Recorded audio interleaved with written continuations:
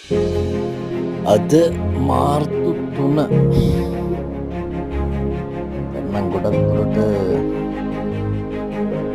වැඩි අහවල වේගෙන යන බව තමයි පේන්න තියෙන්නේ. ඔයාලට පේන ඇති මම හිතන්නේ වර්ණ වීඩියෝස් තියෙනවා.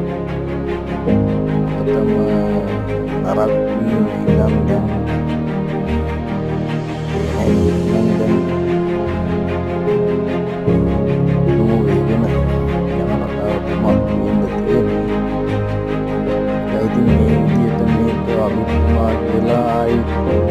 අල්පයක් ඉන්නත් බෑ 500ක් ඉන්නත් බෑ දියටම ආපහු අරන්න පටන් ගන්න ආහාරය